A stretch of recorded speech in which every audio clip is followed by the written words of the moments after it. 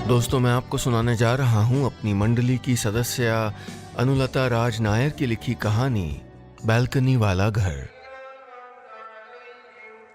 दूर किसी मस्जिद से अजान की आवाज आ रही थी। अजान यानी पुकारना। कितना अच्छा एहसास है किसी का बुलाया जाना, किसी की आवाज की हद में होना। नेहा घर की बालकनी में बैठी थी। अर्नब लिविंग रूम में न्यूज देख रहा था। कॉफी का वक्त हो रहा था। छुट्टी के दिन कई बार दोनों 6 बजे कॉफी पीते हैं, दोपहर की लंबी नींद के बाद। नेहा इंतजार करती रही कि अर्नब उसे आवाज देगा, मिसेज नेहा चौधरी, कॉफी पियेंगे आप? लेकिन उसने नहीं पुकारा। वो वहीं रिक्लाइनर पर अधलेटा अधमुंदी आंखों से टीवी देखता रहा। नेहा खींच कर अंदर आई और लाइट्स जला दी।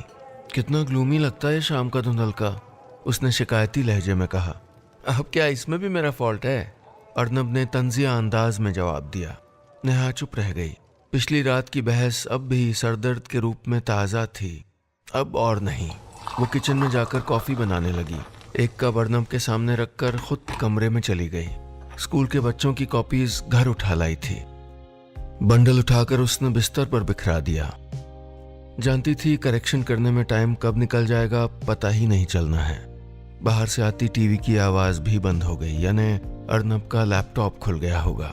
ये उनके अपने अपने खोल थे जिसमें घुसे दोनों एक दूसरे से बचते रहते, क्योंकि सामना हुआ नहीं कि दोनों में से एक ऐसा कुछ कह जाएगा जो दूसरे को भीतर तक भेद देगा। 5 सालों के साथ ने उन्हें करीब लाने की जगह दूर कर दिया था। दोनों ही शायद ये सोचने लगे थे कि इससे अच्छे तो वो पहले थे जब साथ थे लेकिन पति पत्नी नहीं थे। तुम बदल गई हो यार, नैगिंग वाइफ बन गई हो बस, अर्नब नेहा की हर बात पर तुनक कर कहता और वो तिलमिला जाती और पलटवार करती। तुम कौन सा पहले जैसे लवर रह गए हो अर्नब? याद करो ना, हमने कब पिछली बार लगातार 10 मिनट प्यार से बात की हो? तो इसमें किसकी गलती है नेहा? तुम ही स्कूल से आके या तो कॉपी करेक्शन में लग जाती हो या फिर ट्यूशन के लिए बच्चे आ जाते हैं। शिकायतें जैसे अर्नब की जबान की नोक पर धरी रहती थी। नेहा कहना चाहती थी अर्नब से कि ये मैं क्यों कर रही हूँ, कभी सोचा, कभी समझा, लेकिन भर्राया गला लेकर वहां से हट जाती। अर्नब भी दफ्तर का काम घर लाने लगा था। ऑफिस के अलावा फ्रीलांस काम भी करने लगा था। शिकायतें तो नेहा को भी थी। शादी करने के पहले 3 साल दोनों ने एक दूसरे की मोहब्बत में गुजारे थे। उन 3 सालों में गहराया उनके रिश्तों का गुलाबीपन, उसकी भीनी खुशबू पता नहीं कहाँ उड़ गई थी।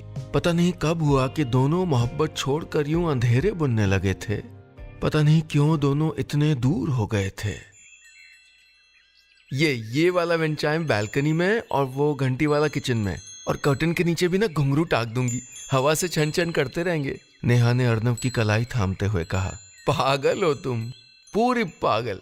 अर्नब ने उसे बाहों में कसकर उसका माथा चूम लिया। इस घर ने तुमको सच में दीवाना बना दिया है। इस घर ने नहीं, हमारे घर ने, हमारा अपना घर Arnab. I can't believe this. Arnab, Neha का घर, नेहा ने झूमते हुए कहा। नेहा, अर्नब ने पास सोई हुई नेहा को झकझोरा तो वो हड़बड़ा के नींद से उठ गई। क्या हुआ, कोई सपना देख रही थी क्या? अर्नब ने पानी का ग्लास नेहा को पकड़ा दिया। उसने अपना माथा छुआ, पसीने से भीग रहा था। फिर पास बैठे अर्नब को देखा और झेंपते हुए बोली, क्या हुआ, मैं कुछ बड़बड़ा रही थी क्या नींद में? अर्नब ने ना में सर हिलाया और रजाई तह करता हुआ बोला, तुमने मेरी कलाई पकड़ ली थी, बैड ड्रीम। नेहा ने ना में सर हिलाया और वहां से उठकर वॉशरूम में घुस गई। आईने के सामने अपना अक्स देखकर उसे रोना आने लगा। ये क्या हो रहा था उसे? ये क्या हुआ था उनके रिश्ते को? उसे लगा सपने में वो अर्नब के कितना करीब होती है, लेकिन जागते ही ये दूरी कहां से आ जाती है। अभी 1.5-2 साल भर पहले दोनों ने ये घर खरीदा था।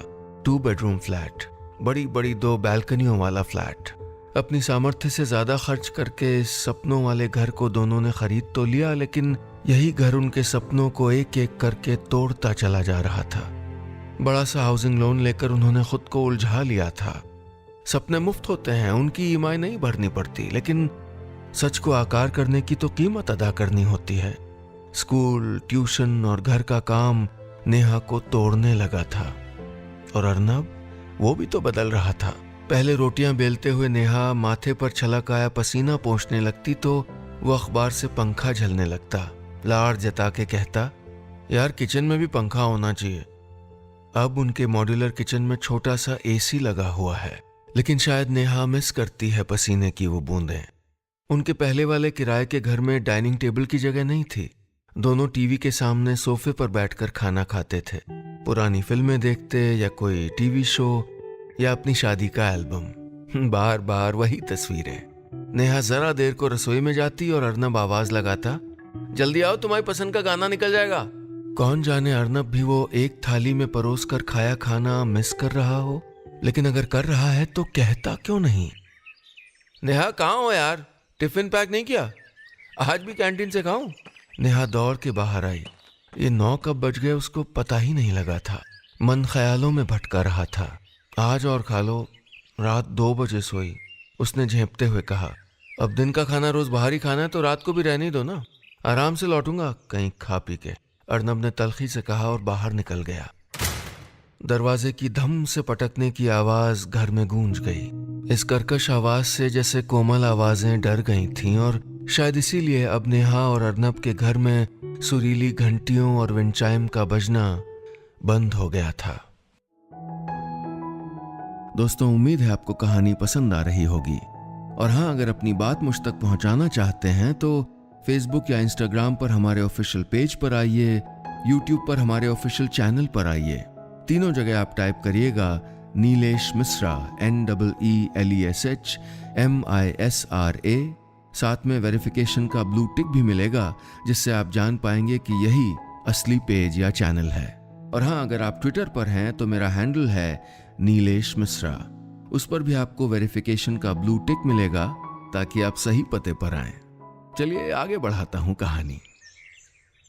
घर में रहने वालों के बीच की दूरियों का एहसास ईंट पत्थरों से बनी दीवारें, लोहे के सर्द बेजान दरवाजों, खिड़कियों और करीने से रखे साजो सामान को भी हो जाता है शायद। नेहा अर्नब का घर बेनूर सा दिखाई देने लगा था।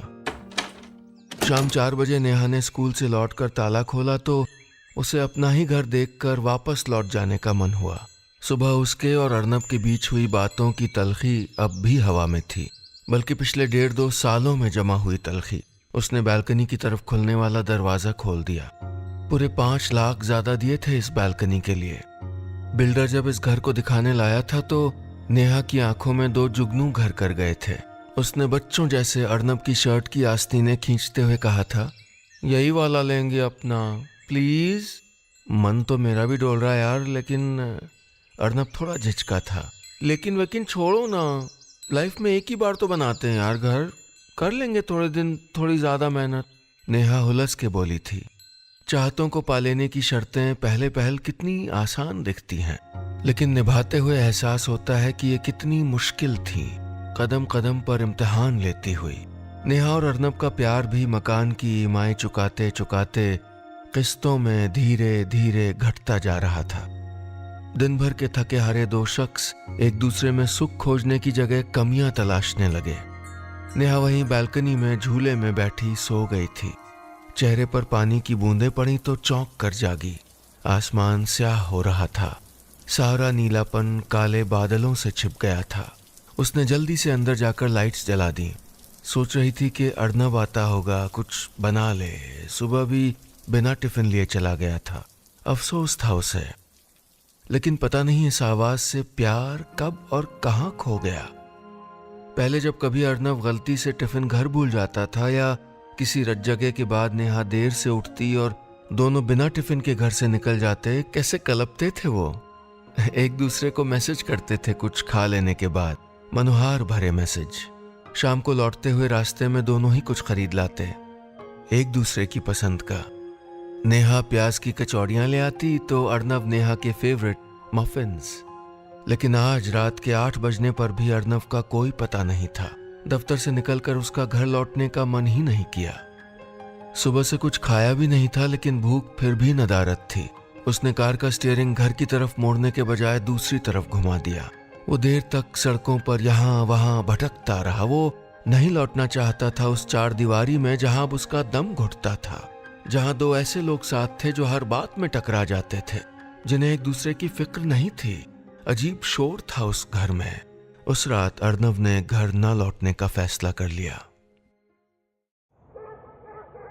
नेहा और अर्नब का घर अपनी चुप्पियों से खुद हैरान था, दुख में था। बैल्कनी में लटकता पेड़ जैसे डालियों से कह रहा हो कि मत झूमो, चिड़ियों को धमका रखा हो कि मत चहको, फूलों को मना किया हो महकने से। यहाँ वहां लटका कर रखी नेहा की घंटियां और विंड चाइम सांस रोके लटके थे, और लिविंग रूम के एक तरफ लाल आंखें लिए नेहा और दूसरी तरफ माथे पर शिकन संभाले अर्नव। सिर्फ तुम नहीं अर्नव, मैं भी नहीं रहना चाहती यहाँ, नेहा ने भर्राई आवाज में कहा। कहाँ जाओगी? अर्नव ने अपना सामान बैग में भरते हुए पूछा, एक ऐसा सवाल जिसमें जरा भी फिक्र शामिल नहीं थी। स्कूल में टीचर्स के लिए क्वार्टर्स हैं, एक अलॉट करवा लूंगी। और तुम? नेहा ने भी जैसे औपचारिकता निभाई। मैं ऑफिस के पास एक फ्लैट में, वो विपिन है ना, उसके साथ शेयर कर लूंगा अपार्टमेंट। नेहा ने सर हिला दिया।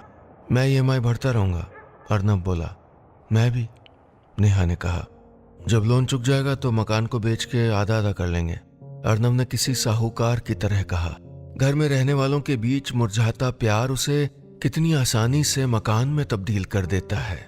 नेहा और अर्नब के घरों के पते अब अलग अलग थे। ये सब अचानक नहीं हुआ। पिछले लगभग 2 सालों में दोनों के बीच जैसे नागफनी का पौधा उगाया था। एक दूसरे पर लगाए आरोप और उनकी सफाई के अलावा दोनों में बात नहीं होती थी। वजह क्या हुई ये दोनों ही समझना नहीं चाहते थे।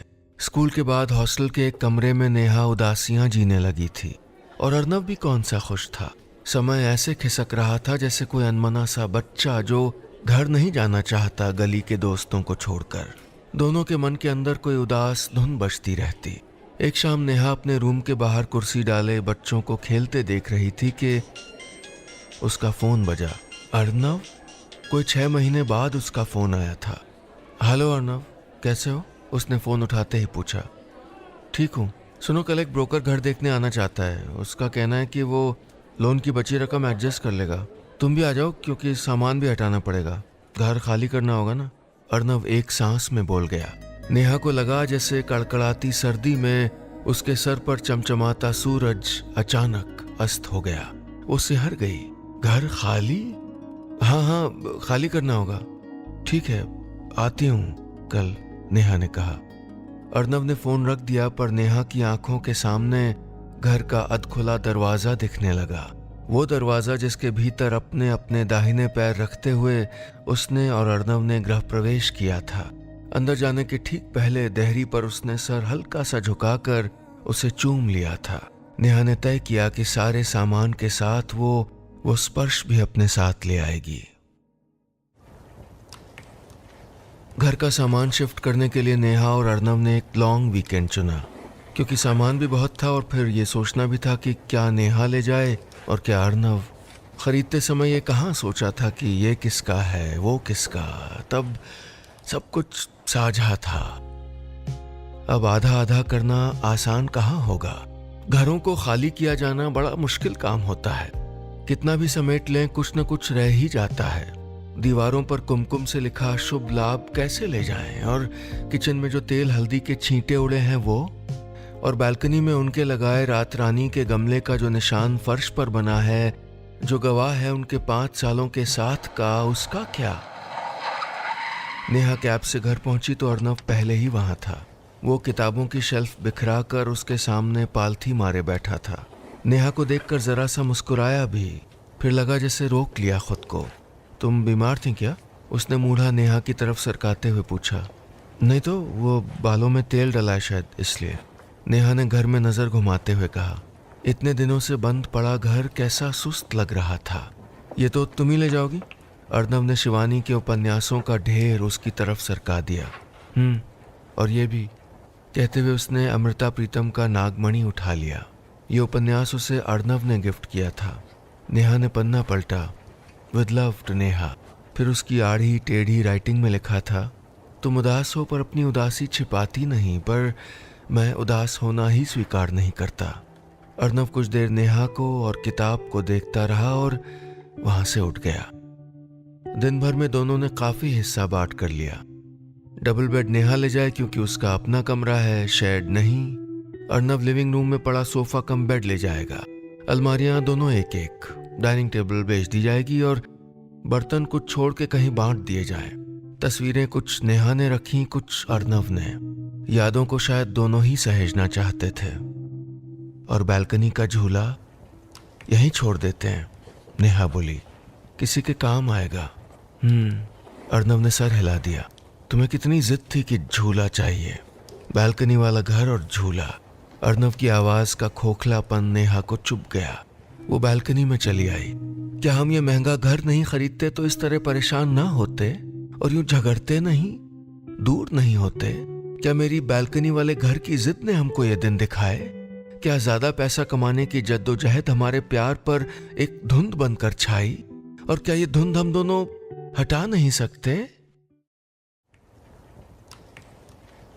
बालकनी में बैठे हुए नेहा ने पता नहीं कितना वक्त गुजार दिया। कॉफी, अंदर से अर्नव ने आवाज लगाई। नेहा चौंक गई। लगा जैसे 2 बरस पीछे चली गई हो। एक तो अर्नव के हाथ की कॉफी और उसकी आवाज में अपना नाम। वो अंदर आई तो कमरे में हल्का अंधेरा था। उसके आते ही अर्नव ने लाइट जला दी। नेहा मुस्कुरा दी। अर्नव जानता है कि नेहा को शाम के वक्त का धुंधलका कितना उदास करता है और उसका ये याद रखना उसको कितना खुश कर रहा था, तसल्ली दे रहा था। और अर्नव, वो नेहा की मुस्कुराती सूरत देखकर सोच रहा था कि ये कब हुआ कि हम ऐसी छोटी छोटी बातों पर खुश होना भूलने लगे थे। कितने अच्छे दिन थे वो जब कुछ कहना नहीं होता था, जताना भी नहीं पड़ता था। प्यार बस था रोजमर्रा की बातों में, एक कमरे से दूसरे में जाते हुए नजर भर एक दूजे को देख लेने में, सर पर तेल मल देने में, पाँव की उंगलियां चटखाने में, कॉफी बनाने में। फिर कब यूं हुआ कि मौके बेमौके पे लाए फूलों के गुलदस्ते में भी वो शोखी, वो महक नहीं महसूस होती जो उस कटीले जंगली फूल में हुआ करती थी। वो जो मॉर्निंग वॉक से लौटते हुए नेहा अर्नव के लिए लाती थी। एक दूसरे के जन्मदिन पर लाए केक्स में भी कभी वो मिठास नहीं हुई जो उस मीठे बनारसी पान में होती थी, जो ट्रैफिक से जूझते हुए देर रात घर आते समय अर्नव उसके लिए बंधवा लाता था। चांदी की वर्क से लिपटा रसीले गुलकंद वाला पान जो दोनों आधा आधा बांट लिया करते थे। दोनों ने इस घर के सपने को भी साथ देखा, उसको खरीदने के लिए मेहनत भी साथ की। फिर अलगाव कैसे आया?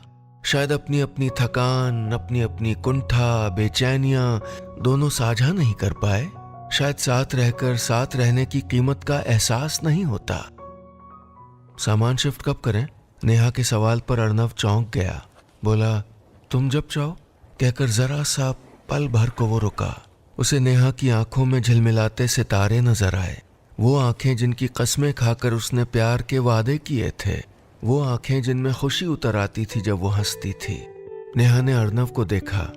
बात बात पर मुस्कुराता ये आदमी कैसा चुप्पा हो गया है। एक बात कहूं? नेहा बोली, घर का लोन चुकने तक इसको ना बेचें तो? ठीक है, नहीं बेचते, मैं मना कर दूंगा ब्रोकर को। कमरे में फिर चुप्पी छा गई। और कुछ? अर्नव बोला। और अगर मैं यहाँ रहने वापस आऊं तो? नेहा बोली, हाँ हाँ आ जाओ, जब तक बिका नहीं है घर हमारा ही है। और कुछ? हाँ, अगर तुम भी आ जाओ तो? जानते तो हो मुझे खुद कॉफी बनाना पसंद नहीं है और शाम का अकेलापन भी। ठीक है, जब तक घर बिका नहीं, हमारा ही नहीं। अर्नव ने नेहा के करीब आकर कहा, और कुछ? तुम ऑफिस से लौटते हुए पान ले आया करोगे? नेहा ने संजीदगी से पूछा। अर्नव जोर से हंस दिया। उसके और करीब आकर बोला, और कुछ? बस इतनी सी थी ये कहानी। और हमारे इस YouTube चैनल को सब्सक्राइब जरूर करिएगा। सब्सक्राइब का बटन दबाइए और एक घंटी का जो निशान दिख रहा है ना, उस पर जरूर क्लिक करिए ताकि जब भी मैं नई कहानी सुनाऊं आप तक ईमेल में तुरंत पहुंच जाए।